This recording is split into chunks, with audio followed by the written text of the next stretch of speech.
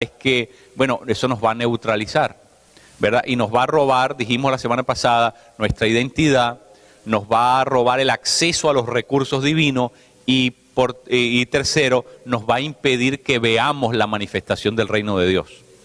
Tres cosas que realmente, si usted saca esas tres cosas de la vida cristiana, bueno, entonces se convierte en algo que es tortuoso. La vida cristiana pierde su propósito, su sentido. La vida cristiana, ¿verdad?, se convierte en algo en blanco y negro. ¿Por qué?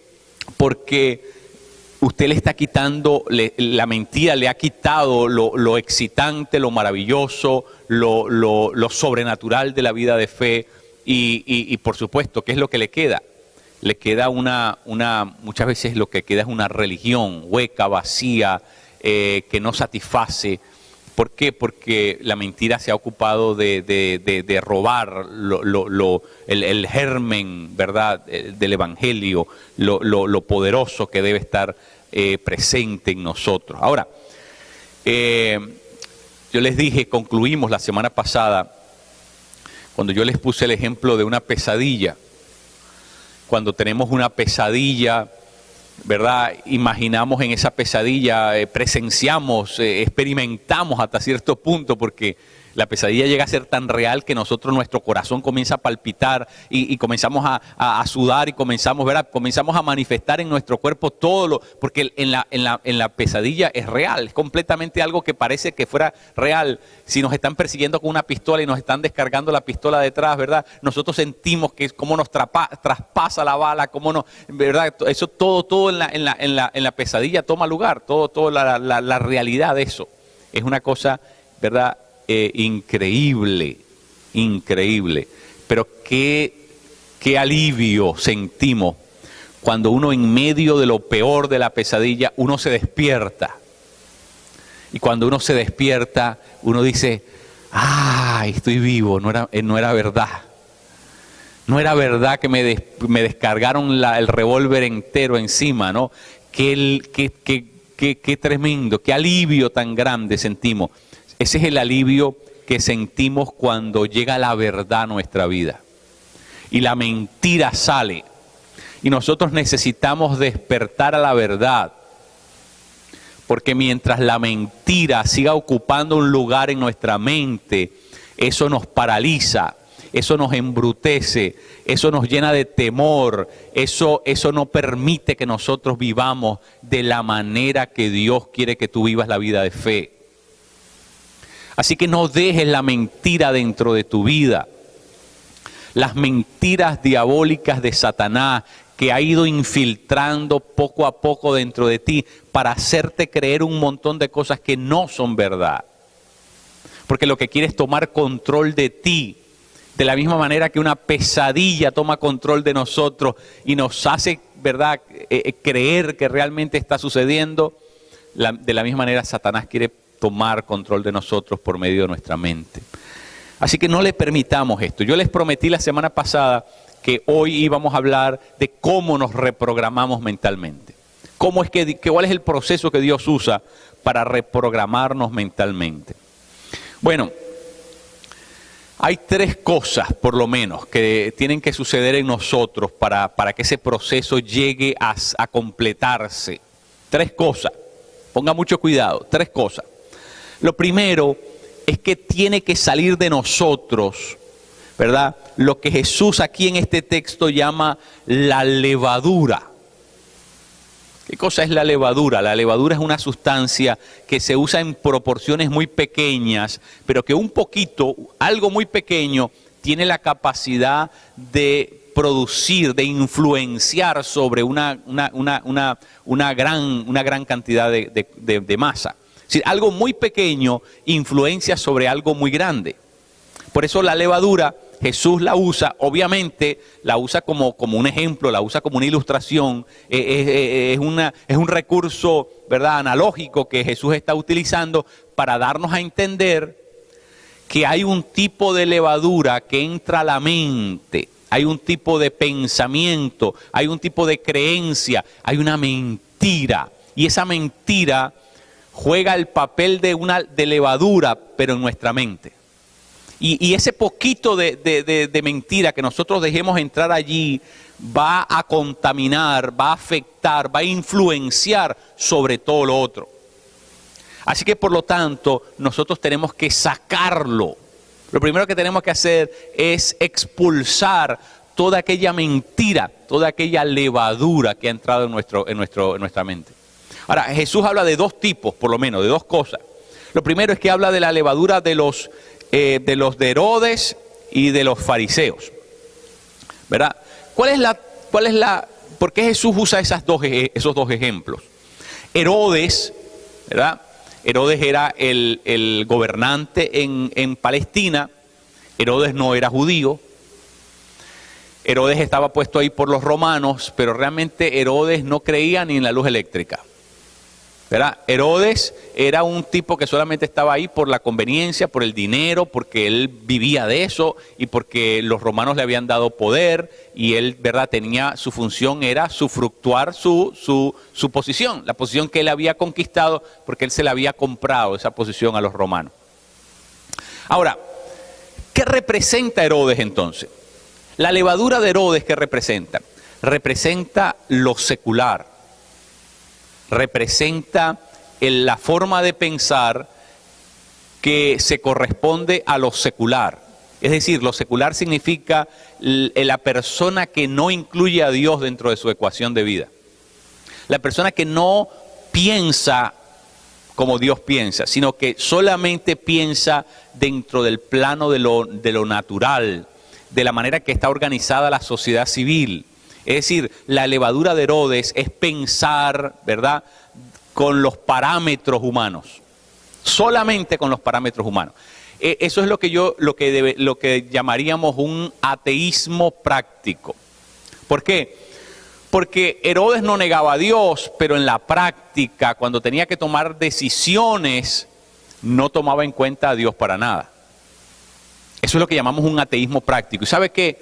Tristemente le tengo que decir esto. Hay muchos cristianos que tienen un ateísmo práctico. Porque aunque no niegan a Dios con sus hechos, cuando tienen que resolver un problema, su mente está contaminada con la levadura de Herodes. ¿Y eso qué quiere decir? Que cada vez que van a tomar una decisión, no piensan como Dios piensa, ven el problema como lo ven los hombres y lo tratan de resolver, obviamente, como lo solucionarían los hombres. ¿Qué quiere decir eso? ¿Cómo solucionaba Herodes sus problemas? ¿Cómo lo soluciona la gente el día de hoy? Si tiene dinero, a billetazo. Si tiene influencia, bueno, buscar, ¿verdad?, que alguien que esté por encima de mí me ayude y usar la influencia de esa persona para resolver mi problema. O, ¿verdad?, con contactos, con la influencia de otras personas o el recurso político. Si alguien conozco a un político, entonces trato de resolver mi problema, pero lo trato de resolver con recursos humanos. No hay espacio para Dios, no incluyo a Dios dentro de la solución de mi problema, solamente lo trabajo con los recursos de aquí, de la tierra, lo de abajo. ¿Y qué pasa cuando nosotros hacemos eso? Bueno, cuando nosotros tratamos de solucionar nuestros problemas de esa manera y tratamos de vivir la vida de esa manera, ¿sabe qué? Nos conformamos solamente al plano temporal, natural, humano. ¿Y sabe lo que pasa? Que todo lo divino nos los perdemos. Porque ahí la gran mayoría de las cosas que usted tiene que solucionar no las va a poder solucionar a billetazo, ni la va a poder solucionar con influencia, ni la va a poder solucionar con recomendación, ni por conocimiento humano, no los va a poder solucionar de esa manera. La única manera que muchas cosas se solucionan en la vida es si Dios interviene, es si Dios toma lugar, es si Dios participa, es si Dios se involucra en lo que está sucediendo. ¿Ve? Entonces, ¿qué pasa? Que tenemos que sacar esa levadura. Esa levadura significa dejar a Dios fuera de la ecuación, dejar a Dios fuera de la situación. Es no contar, es hacer caso omiso a los recursos o a las promesas que Dios tiene para nosotros. Tenemos que sacarnos el chip. El primer chip que tenemos que sacarnos de la mente, ¿verdad?, es ese componente donde todo lo pensamos humanamente. Cuando tenemos una situación, como decía la semana pasada, tenemos una enfermedad delante, lo primero que se nos ocurre es, vamos a ir a buscar un especialista que nos solucione el problema. ¿Sabe qué? ¿Sabe qué? Hay momentos en que el especialista no tiene más nada que añadir y decir, no, lléveselo para su casa porque ya la medicina no puede hacer más nada. ¿Y sabe qué? Y entonces, ¿qué pasó? Se te acabó el pool de posibilidades, las puertas donde podías tocar se cerraron todas. ¿Y ahora quién podrá ayudarme? Como decía el Chapulín. ¿Y ahora quién podrá ayudarme? ¿Ve? ¿Qué pasa? Si solamente contamos con el plano de lo humano, estamos muy mal. Porque los hombres hoy tienen y mañana no. Hoy saben y después descubren que no sabían nada. Las cuentas de bancarias se vuelven sal y agua. La gente que está hoy en el poder mañana no va a estar. Entonces eso, mire, le confieso, eso es pan para hoy y hambre para mañana. Si usted solamente confía en lo humano, si usted solamente ve la vida como la ve Herodes, la levadura de Herodes, eso no le va a durar mucho. Porque cuando usted tenga su matrimonio hecho tierra, ¿quién le va a poder reflotar el matrimonio? Vaya a ver un psicólogo a ver lo que le va a decir. Lo que le va a meter es un montón de píldoras para que usted pueda dormir bien y pueda ver. Eso es la única cosa que va a hacer el psicólogo. No le puede solucionar nada. No le puede solucionar nada. ¿Quién le va a solucionar su matrimonio o la situación que usted tenga en su casa con sus hijos o sus problemas interpersonales o su crisis existencial o su deseo de morirse o su deseo de suicidarse o su crisis, ¿verdad? Porque está pasando por una enfermedad que lo está poniendo al borde de la muerte. ¿Quién le va a solucionar esos problemas? Para esos problemas no hay dinero. Como dicen por ahí, para todo lo otro está el Mastercard, pero para eso no. ¿Cómo usted soluciona eso? ¿A quién le paga para que le solucione el problema? No hay. Muchas veces Dios permite que nosotros entremos en contacto con ese tipo de situaciones. No que Dios las permita, ojo, sino que muchas veces no es que Dios cree esas situaciones o Dios envíe esas situaciones, pero una vez que llegan, Dios las usa. Una vez que llegan a nuestra vida esas situaciones, Dios las usa para recordarnos algo, para recordarnos que hay cosas en la vida que no las vamos a poder solucionar sin contar con Él. ¿Sabe para qué nos ayuda eso? Para que pisemos bien y no sigamos viviendo en la ilusión de los hombres. Los hombres lo único que saben es inflar el globo, es crear ilusiones, inventar cosas que no existen en el mundo real. Pero Dios es el único que tiene respuesta definitiva a la situación humana. Solamente Dios. Entonces, esa es la levadura de Herodes. Tratar de solucionarlo con los recursos humanos. Ahora, hay otra levadura. Si usted ve en el texto, dice la levadura de los fariseos. ¿Cuál es esa? La de Herodes es la mentalidad secularizada. Pero la de los fariseos es lo opuesto. Es la mentalidad religiosa. La religiosidad de los fariseos. ¿Verdad? Ahora mire lo que le voy a decir. Si la levadura de Herodes se convierte en un ateísmo práctico, un ateísmo en la práctica, ¿sabe cuál es el problema de la levadura de los fariseos? Que el problema de la levadura de los fariseos es que se convierte en algo que nos lleva a creer en Dios, pero solamente teóricamente. El otro es un ateísmo práctico. Esto es un Dios que solo existe teóricamente. ¿Cuál era el problema de los fariseos? Los fariseos estaban bien en lo que ellos creían. Ellos enseñaban. Por eso Jesús les dijo a sus discípulos, hagan lo que ellos dicen, pero no lo que ellos hacen. ¿Por qué? Porque los fariseos la tenían bien, pero la tenían bien aquí en teoría nada más. Solamente la tenían bien en la teoría. Y eso es lo que pasa con la mentalidad religiosa. Que sabemos quién es el Dios verdadero. Pero es todo lo que sabemos. Sabemos sus cualidades, pero es todo lo que sabemos. Sabemos sus doctrinas, pero es todo lo que sabemos. ¿Ve? ¿Sabe qué? Solamente lo conocemos teóricamente. Esa es la religiosidad. La religiosidad es Dios el Dios teórico, el Dios en el papel, pero en la realidad, en la práctica, en la vida cotidiana, ese Dios no se manifiesta. Esa es la religiosidad. En la levadura de Herodes, Dios no se aparece porque Dios no es invitado. Pero en la de los fariseos, aunque están hablando de Dios todo el tiempo, Dios no se manifiesta porque estos solamente creen en un Dios teórico. Un Dios que no han experimentado nunca. Un Dios con el cual no tienen una relación viva, una relación dinámica. Solamente tienen datos en la mente.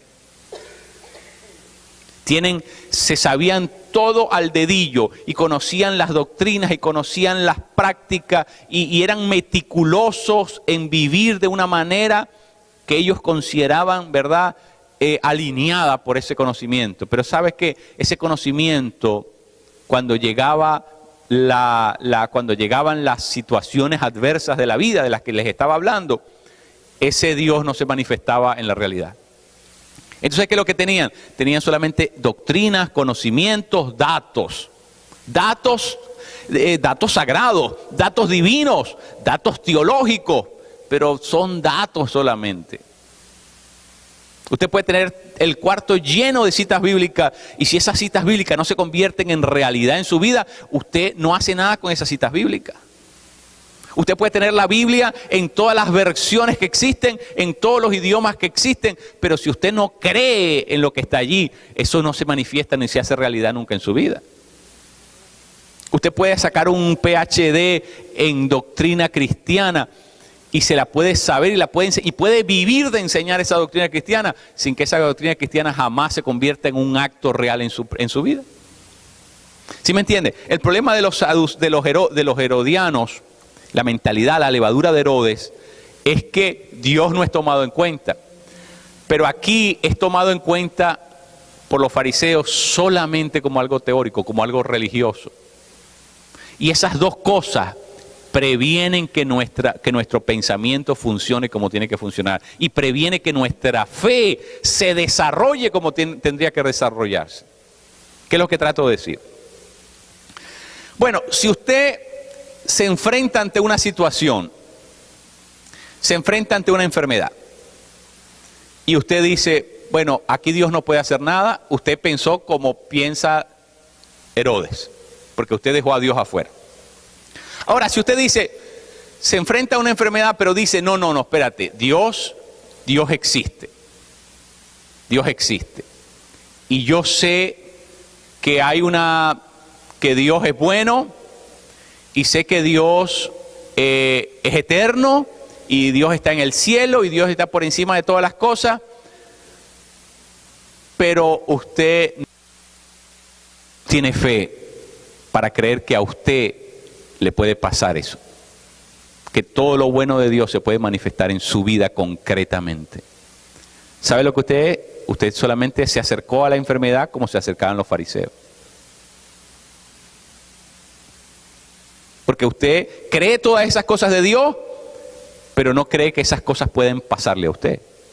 No creen que esas cosas son para aquí, para ahora, para este momento. Mire, mi querido, le voy a decir algo. Nosotros hemos tenido, como por ejemplo el día de hoy, momentos en que la presencia de Dios está aquí ebulliendo, en que la presencia de Dios está aquí a todo meter. Y no hay una sola persona que reciba algo de parte de Dios.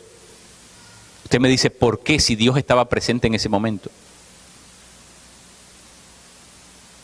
¿Sabe por qué, mi querido? Porque a no ser que usted lo tome, lo crea, se apodere, se apropie, hasta que usted lo hace personal, hasta que usted dice, esa bendición yo la quiero, yo la deseo en mi vida. ¿Sabe por qué? Porque el reino de Dios no se manifiesta por necesidad. Si el reino de Dios se manifestara por necesidad, en África estaría instaurado ya el reino de Dios, que hay más necesidad que en ninguna otra parte del mundo. Pero el reino de Dios no se instaura por necesidad. Tiene que alguien desearlo, tiene que alguien creerlo, tiene que alguien arrebatarlo, dice la Escritura. El reino de los cielos sufre de violencia y solo los violentos lo arrebatan. ¿Qué quiere decir eso? Uno que es agresivo, uno que dice yo quiero ver el poder de Dios en mi vida. Pero si usted cree que Dios no sana ni el callo del pie, entonces pues no va a haber nada. Si usted cree que para el dolor de cabeza está el Tylenol, entonces usted no va a ver nada. Porque usted piensa como Herodes. Por eso muchas veces Dios tiene que permitir sacarnos de nuestra zona de confort y tener un cuadro diferente para que solamente la única puerta que quede por tocar sea la de Él. Porque así solamente se reprograma nuestra mente cuando comenzamos a entender que Dios es real, es verdadero, y que todo lo que dice aquí en las Escrituras no fue un asunto de ayer, no es un asunto de una fábula, no son cuentos de camino. Este Dios es así hoy. ¿Sabe qué? Tenemos demasiadas levaduras aquí en la mente. Y esas levaduras nos han corrompido, nos han influenciado la forma correcta de percibir a Dios. Necesitamos sacar eso de nuestra mente. ¿Sabe qué? Muchos de nosotros hemos sido educados en universidades y nos dieron una enjuagada allí y nos han hecho creer que, ¿verdad?, que nada puede pasar por encima de las leyes naturales. Y muchos de nosotros estamos en la vida cristiana, estamos en las cosas de Dios, pero seguimos creyendo que eso es verdad. Y cuando algo no se ajusta a lo que nos enseñaron en la universidad, entonces no lo creemos. Bueno, ¿sabe qué? Si usted no cree que un milagro es posible, usted no lo va a ver nunca. Usted tiene que comenzar a reprogramar su mente y sacar toda esa levadura que entró allí. Sea religiosa o sea secular. Religiosa o secular, las dos hay que sacarlas de nuestra mente.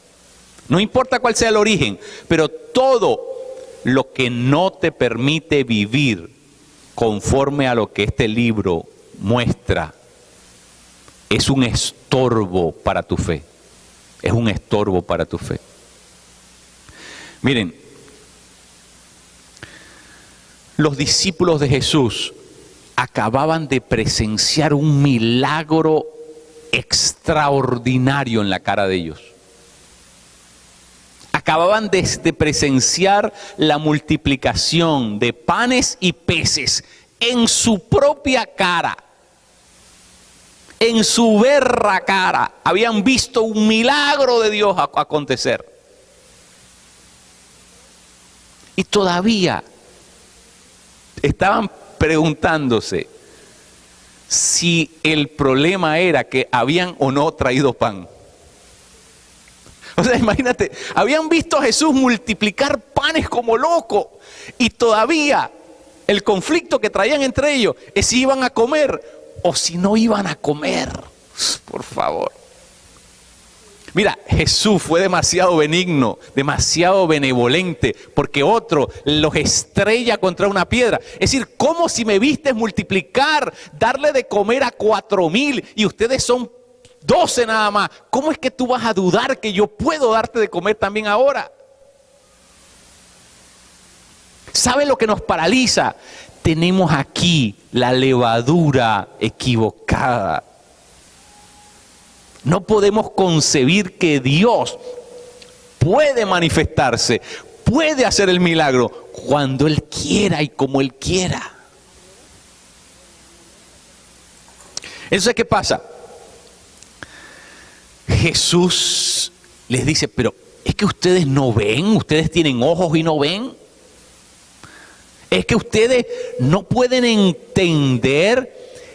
En la versión mía dice, tienen la mente embotada, que significa tienen la mente tapada. Muchacho bruto es lo que le estaba diciendo Jesús. Es que tú eres bruto, es que tú no te das cuenta que vengo de hacer un milagro. Es que la mente no te da para entender eso. ¡Wow! O sea, en la versión cubana eso es lo que diría ese texto de la Biblia. Es que, o sea, en algunas versiones dice, tienen endurecido el corazón. Es la traducción que usa especialmente la Reina Valera. Tienen endurecido el corazón. La mente embotada. Mis queridos, ¿sabe qué? Hay levaduras que nos endurecen el corazón. Hay levaduras que nos cierran la mente. Y si la mente está cerrada o el corazón está endurecido, su fe se viene abajo. Su fe se va a pique. Por eso Jesús les dice, pero es que ustedes no vieron lo que acaba de pasar. Miren, el pueblo de Israel vio milagro a diestra y a siniestra. Dios los metió en el desierto y todos los días era parte de su cotidianidad ver un milagro, uno más grande que otro. Les abrió el mar rojo, las señales en Egipto, las plagas, les dio agua en el desierto, les dio maná, les dio codornices, todo lo que querían, lo que pedían por esa boca, Dios se los daba. De manera milagrosa. Y aquellos, todavía Moisés los dejó un ratico para subirse al monte Horeb a recibir las tablas de la ley, y aquellos hicieron un ídolo. ¿Sabe por qué? Aquí tenían la mente cerrada, porque no tenían la revelación de Dios. Mi querido, el cristianismo sin milagros es falso. ¿Sabe por qué? Porque Jesús nació producto de un milagro. Se llama el nacimiento virginal de Jesús. Si ese milagro no ocurría, no había cristianismo, porque las profecías decían que tenía que nacer de una virgen. Así que si no hay milagro, no hay cristianismo. Calabaza, calabaza, cada uno para su casa. No hay cristianismo. Entonces, si usted quiere vivir un cristianismo donde no hay milagro, donde no hay lo sobrenatural manifestándose, ese no es el cristianismo de Jesús. Ese puede ser el cristianismo del siglo XX o del siglo XXI, pero no el de Jesús de Nazaret. Porque donde Jesús de Nazaret está presente, lo del cielo tiene que manifestarse en la tierra. Entonces, ¿qué es lo primero que tenemos que hacer para ser reprogramados de nuestra mente? Saca toda esa levadura que está allí. Saca todo, tenemos que desaprender, como dicen. Tenemos que desaprender porque nos han enseñado muchas malas mañas, nos han enseñado muchas cosas que no son verdad. Nos han enseñado a pensar de una manera que no se corresponde a la manera de la Escritura. Y si nosotros no podemos pensar en la forma que Dios piensa, estamos embarcados. Mire, Eliseo tenía una persona que lo ayudaba, Jesse se llamaba. Y en un punto en la historia de estos dos hombres, a Eliseo lo lleva a un campo de batalla.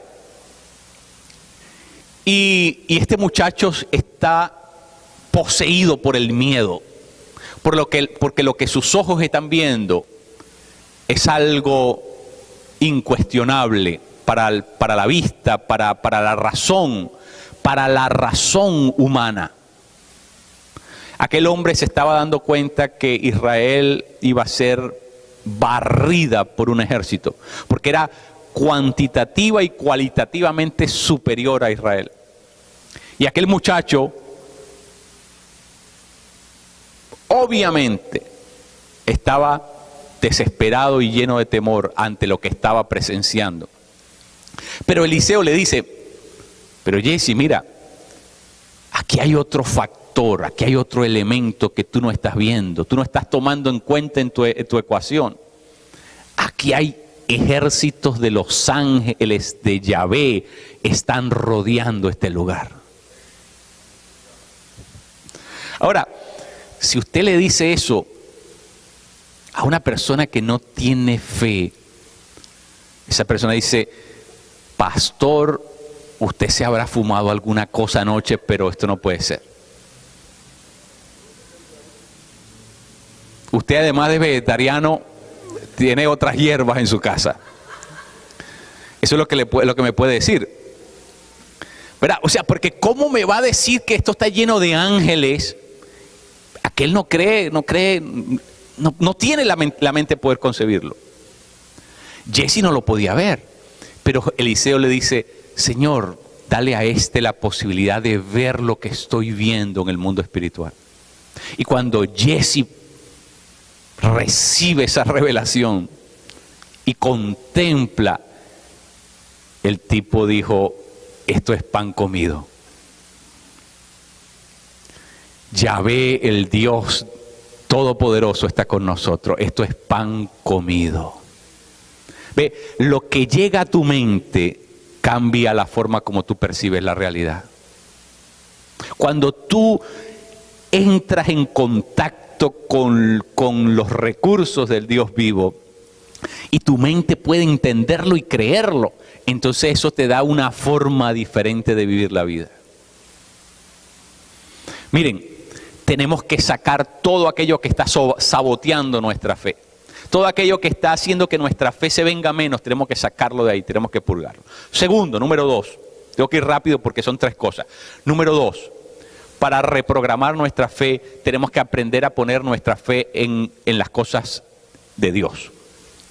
Romanos capítulo 8 dice: el hombre natural pone su mente en las cosas naturales, ¿verdad? En la carne, ¿verdad? Pero dice: el hombre espiritual pone su mente en las cosas del espíritu. ¿Dónde estás poniendo tu mente? Porque donde tú pongas tu mente, de eso tu mente se va a llenar. Si usted sumerge, ¿verdad? Si usted sumerge un bizcocho en vino, se le va a impregnar de vino. Si usted lo sumerge en una Pepsi-Cola, se le va a llenar de esa sustancia. Si usted lo sumerge en agua, bueno, de agua.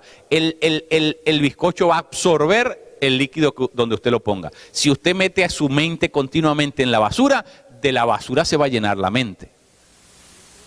Pero si usted pone su mente en las cosas del Espíritu, tu mente comienza a ser reprogramada con las cosas de Dios, porque comienzas a concebir las cosas de Dios. Por eso Pablo dice: el hombre espiritual pone su mente en las cosas del Espíritu. ¿Qué dice Filipenses 4, 8 al 9? Dice: si hay algo bueno, santo, puro, justo, digno, noble, algo de buen nombre, en esto pensad. Piensen en eso. ¿Por qué? Porque si tú piensas en lo malo, en lo catastrófico, en lo que no sirve, en la basura, en lo podrido, en lo dañado, en lo depravado, si en eso pones el pensamiento, bueno, tu pensamiento se va a llenar de eso. Pero si tú pones tu pensamiento en lo noble, en lo justo, en lo puro, lo bueno, lo de buen nombre, entonces tu mente se va a reprogramar de eso. Tan simple. Entonces, de alguna manera, mire, ¿sabe para qué yo uso Filipenses 4 del 8 al 9? Para filtrar lo que yo veo en el televisor. Si lo que yo estoy viendo en el televisor no es justo, bueno, puro, santo y de buen nombre, yo apago el televisor o cambio el canal. Porque yo no quiero que mi mente entre en nada que me vaya a hacer pensar equivocadamente. Eso se convierte en el filtro. Eso se convierte en el filtro para que yo determine dónde voy a poner mi mente. Porque si yo pongo mi mente en la basura, mi mente se va a llenar de la basura. Pero si yo pongo mi mente en las cosas que son de Dios, bueno, mi mente de eso se va a llenar. Y va a pensar de esa manera. Y va a concebir cosas que de otra manera no las podría yo concebir. Entonces, 2 cosas. 1, tenemos que sacar la levadura. Es decir, la influencia que nos está perjudicando. Y 2, tenemos que comenzar tenemos que aprender a poner la mente, a fijar la mente, a sumergir la mente en las cosas de Dios, en las cosas nobles, en las cosas puras, en las cosas santas. Tenemos que aprender a educar a nuestra mente para ver lo que va a escoger, en lo que vamos a enfocar o lo que no deberíamos ver. Tenemos que comenzar a disciplinar la mente. Y lo tercero, tenemos que aprender a meditar en la palabra.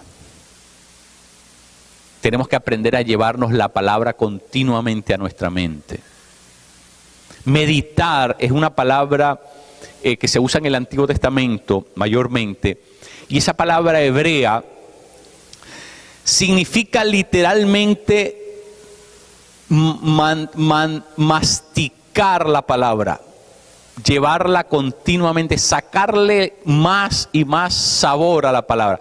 Es lo que hacen las vacas. Yo no sé si ustedes saben que las vacas tienen varios estómagos, y ellos de un estómago vuelven a sacar el pasto y lo vuelven a masticar. Y le vuelven a sacar sabor, le vuelven a sacar sustancia a eso. Y se lo vuelven a embutir y luego lo vuelven a sacar. Así que un mismo pasto lo pueden masticar varias veces, porque por varias veces le pueden sacar más. Bueno, eso es literalmente lo que significa meditar. Cuando usted agarra una palabra y usted vuelve sobre esa palabra y usted la piensa y le pide a Dios, Señor, ¿qué significa esto? Y vuelve y la mantiene y le está sacando toda la sustancia de esa palabra. Eso es meditar, es mantener nuestra mente ocupada en la palabra. Mantener la mente ocupada en la palabra. ¿Por qué? Porque si tú tienes tu mente ocupada en la palabra, tu mente puede tener solamente una sola cosa en pantalla. La mente humana solamente puede tener una sola cosa en la pantalla. Si tú tienes la palabra continuamente en tu pantalla, impides que el enemigo traiga otras cosas a tu pantalla.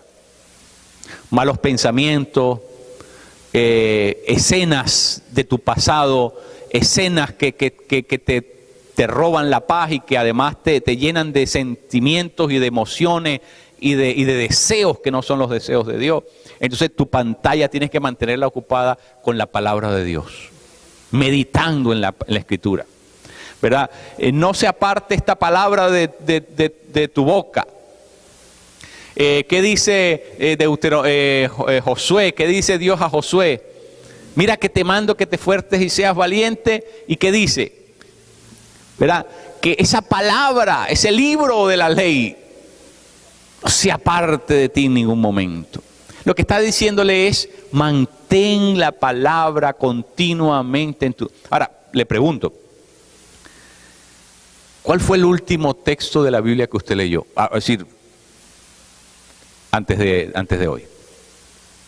Hay personas que ni siquiera se pueden acordar cuál fue el último texto de la Biblia que leyeron. Hay gente que ni siquiera... O sea, fue hace tanto tiempo y fue tan light, tan superficial su paso por allí, que ni se pueden acordar qué fue lo último que leyeron. ¿Por qué? Porque esa palabra no está siendo meditada, no está siendo masticada lo suficiente. Y por supuesto, si nosotros no nos tomamos en serio eso, la palabra es la única que puede cambiar nuestros patrones de pensamiento. La palabra es la única que puede sustituir mentiras por verdades de Dios. La palabra es la única que puede traer fe, porque la fe viene por escuchar esa palabra. Pero no por escuchar la palabra, el verbo realmente es por mantenerse escuchando la palabra. No es que yo la escuché una vez y entonces esa palabra... No, es que tengo que mantener continuamente mi vida expuesta a la palabra de Dios. Entonces, mi querido, la batalla está aquí arriba, la batalla está en la mente. Tenemos que reeducar la mente. 3 cosas muy importantes. Saca la influencia equivocada que te está, ¿verdad? Está leudando todo lo otro. Sácala de allí. 2, tenemos que aprender a fijar nuestra mente en las cosas de Dios. Pensar las cosas de Dios y las cosas que son santas, las cosas que son sagradas, las cosas que vienen del Espíritu, los pensamientos, la revelación de Dios. Y 3, tenemos que aprender a meditar continuamente en la palabra, meditar en la Escritura, meditar en la Escritura. sacarle jugo a la palabra. La palabra no hay que leerla solamente, hay que estudiarla. Porque cuando usted, mire, cada texto de la Biblia está vivo, porque eso salió de la boca de Dios, fue inspirado por el Espíritu Santo.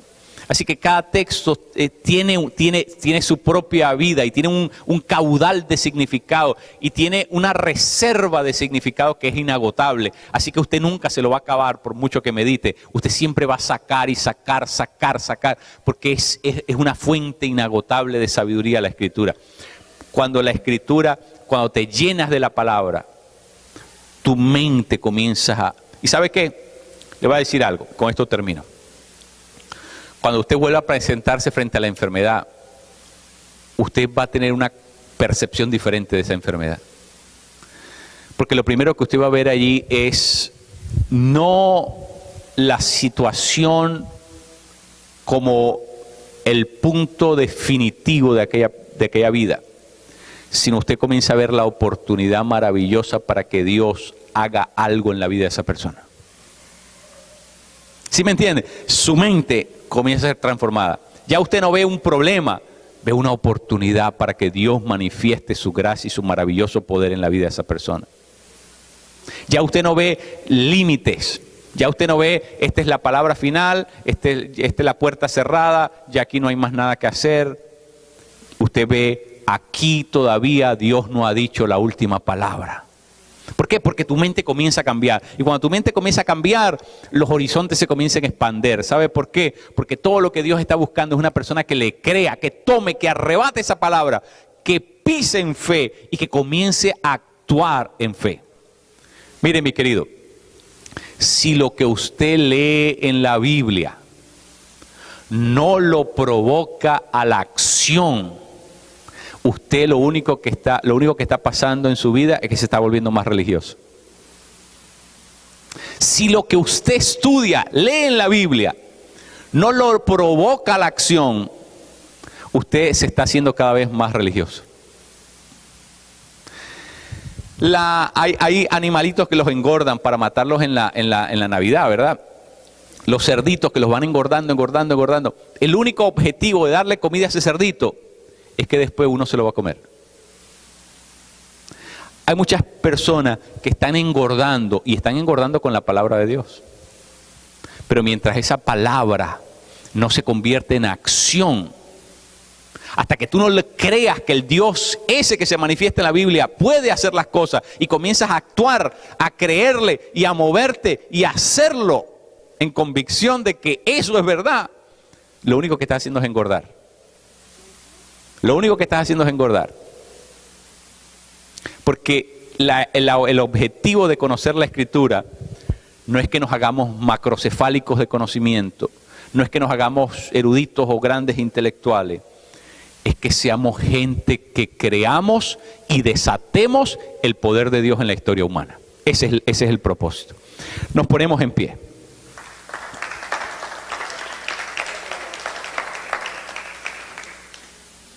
Dale un abrazo a tu hermano y lo bendices y le dices: yo soy